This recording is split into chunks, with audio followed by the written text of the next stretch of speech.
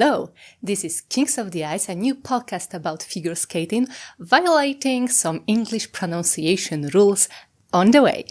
This episode we are gonna talk about European Championships 2024 that took place in Kaunas, Lithuania. And since we started with women's and men's short in the last episode, now there is a time for women and men's free, of course.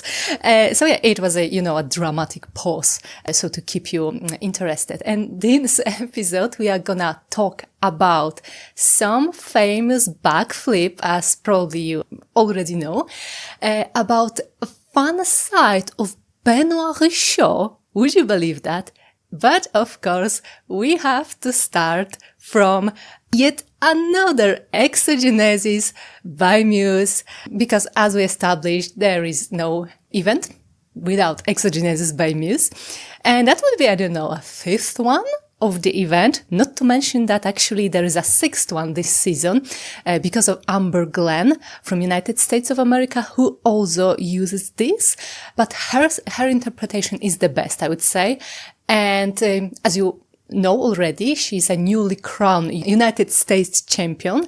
And I love Amber overall. I think she had a beautiful journey from not the best start of the season all the way to, her shining moment and a beautiful time for her, taking gold home.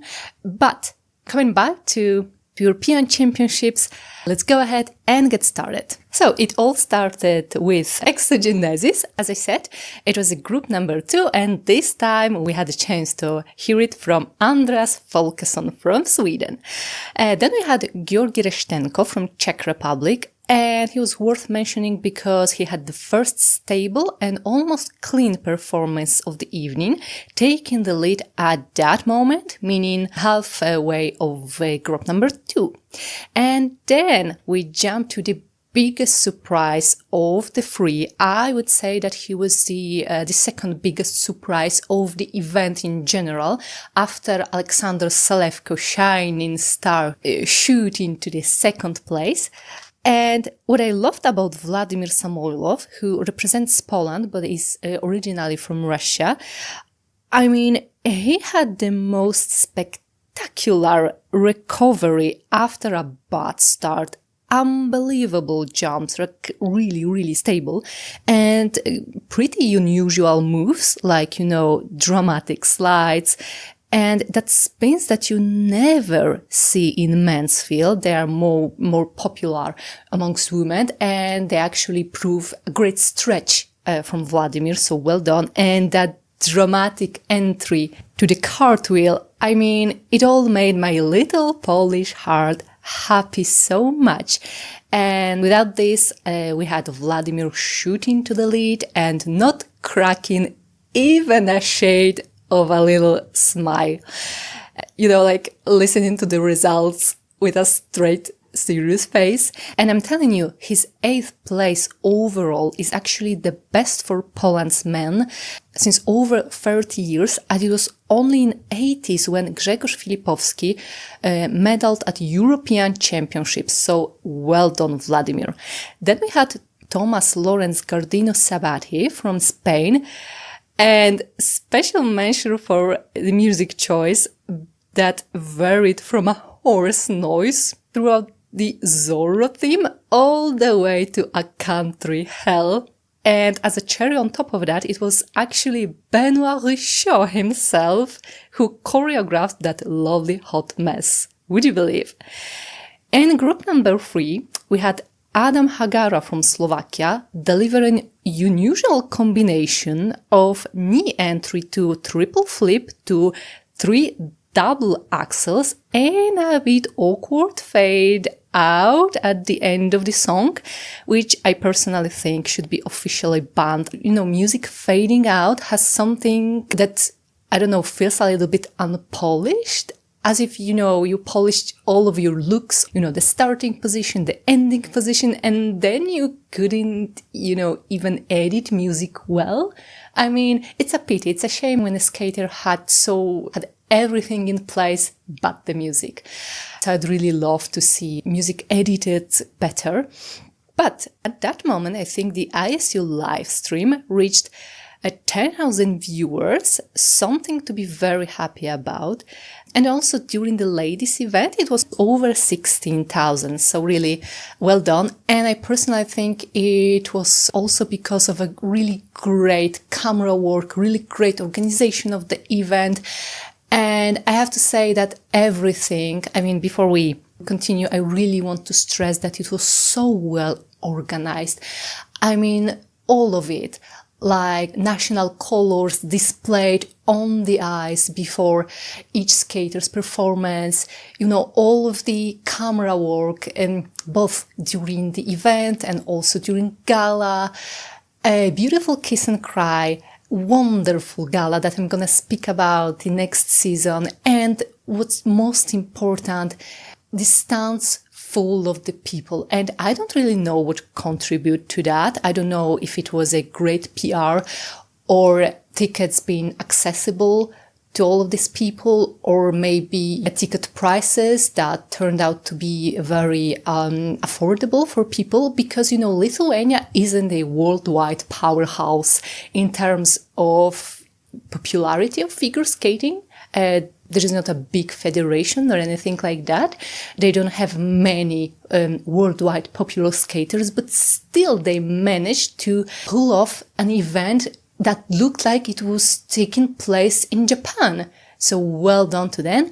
And with that, we jump to the last competitor of the group number 3 that I feel is worth mentioning. And it was Nika Egadze from Georgia. And with his most weird landings of the event, and shout out to a very original music choice of Tango de Roxanne. And a little nipple action also, because he ripped his shirt at the end. And as we well know, flashing your judges with your nipple is severely prohibited, and you can even get a deduction, even if it was only a costume malfunction and not actually your fault. So with Nika Egadze, we wrap up group number 3 and jump to group number 4. And that's where the competition really started. And group number 4 started with some spectacular events during the warm-up, with Adam Siao Himfa, who punched himself in the face during the warm-up, and Chris Horvath, the commentator, who I love, along with Mark Henry. They have very vast knowledge and they're so sweet towards the skaters. They almost never criticize them, like personally. So with Chris saying his legendary phrases such as sharp as a mustard or clean as a whistle, that you probably know if you follow ISU streamings. And I love that. I am not saying this ironically. I really love that kind of, personal touch that both him and Mark bring to the table. So I love listening to them. So yeah, group number 4 started with Matteo Rizzo from Italy, who actually placed 3rd overall. Great from the beginning until the axel. He kept gaining screams of excitement from the audience through the rest of the performance, and it was enough to keep him in the top 3. His performance, not screams of excitement, though I think it could help. Then we had one of my favorites, but almost never a favorite or candidate to a big medal, apart from the last year European Championships, when he placed 3rd, and it is, of course, Denis Vasiljevs from Latvia. Almost as always, fell from a quad sal at the beginning, repeated it, and double fit landed, but still I think it was better than the first attempt. Obviously, it was better than the first attempt, and carried on with two gorgeous axles and every move to the beat. I just wish he kept working on his consistency, and with that amount of artistry, he will be fine. Then we had Gabriele Frangipani from Italy. Great flow and almost all green performance. Love the gestures between him and Matteo Rizzo in a kiss and cry. And then we have a crowd's favorite and a shooting star of the event, one of the biggest surprises of it, Aleksandr Selevko from Estonia, our freshly crowned European vice champion. I have to say, I've never really had my eye on him, just like many of you, I think. And what's a better moment to redeem yourself if not watching a second perfect performance from him? Everything was there, the speed, the looks, the wild slides, the dramatic music, and of course the jumps shooting him to the lead and resulting in tearful moments both in Kiss and Cry and in the audience. And then the king, the champion, the one and the only Adam Siao himself from France. Off the axis on the two-loop as well as on the axle, and somehow managed to land the latter and a quad sal, which didn't look good either. But you know what looked good? Doing a freaking backflip, a band element in a competitive program, and then smiling innocently like a boss, still making mistakes and still finishing almost 20 points ahead of other competitors.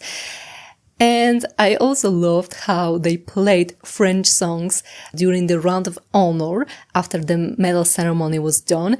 And you know, amongst them Edith Piaf's Je ne regrette rien, a perfect reference because, you know, the translation is I don't regret anything. And it was a perfect reference to Adam's band backflip that I think he wasn't ashamed for and he didn't regret it. So I'm still wondering whether they did it on purpose or whether it was a coincidence. And then special mention to Lukas Brycki, who performed after Adam Siao himself and who turned out to be one of the biggest heartbreaks of men's free. And he skated last with his expectation set high, I would say, but couldn't really control any of his first 3 jumps.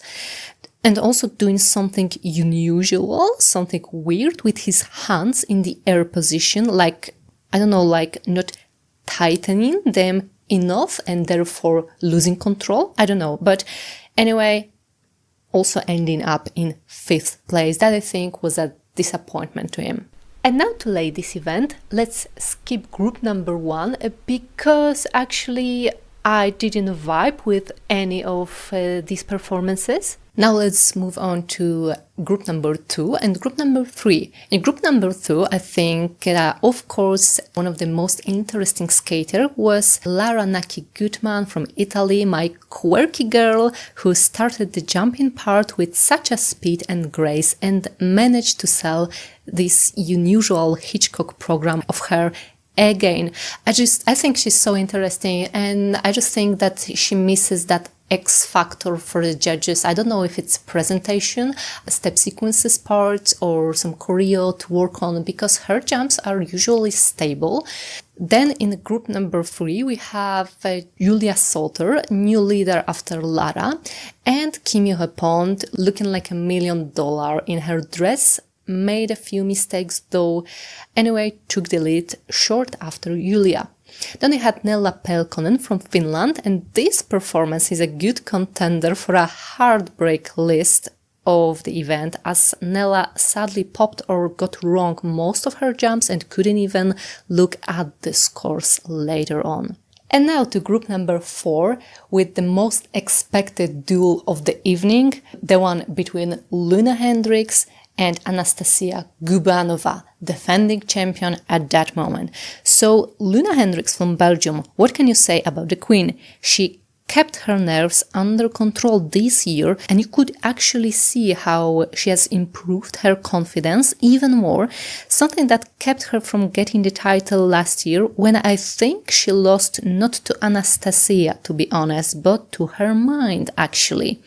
After her, Anastasia Gubanova, now we had the mood change that I was expecting in the short, knowing that Anastasia has so much different style than Loena, and that's what I was expecting in the short.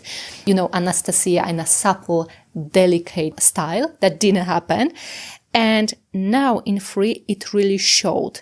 As after Luna's Beyonce Madonna remix, Anastasia skated as she likes to skate, being subtle, elegant, and skating to Caruso, very romantic song, showing her fighter side though, and really visibly trying to defend her title. But overall, it was Loena who took the gold. And also Nina Pinzarone, Luna's compatriot, very interesting to watch in the future, gave us flawless performance and kept her third position, winning bronze. So yeah, that was the recap of the free event. I was expecting Loena to be first. I was expecting Adam Siao Himfa to be first. I was not expecting Aleksandr to be a vice champion by any means, and I was not expecting Kevin and Yekaterina not qualifying at all. So to any of you that say that, events without Russian figure skaters are not interesting or boring, guys, they still had the drama, they still had the glitter, and they were so interesting, so many surprises, so many disappointments, I think. And next, we are gonna be talking about European Championships Gala, because as I said in the first episode, this is something that I really, really miss, and something that I always wanted to be covered, and something that isn't, and I don't really know why, because I know that this is not a part of competition actually, but it is so fun, for God's sake. All of the costumes, all of the glitter, all of the lights, when you really get to know the skaters' fun side, and probably something that they really would like to do, but they don't have a chance on the ice, on the competitive stage. So we are gonna talk about it, and in my opinion, Exhibition Gala, as well as the event itself, was spectacular, was very well organized. So I can't wait to talk about it to you guys. But for now, thank you for listening and have a great day.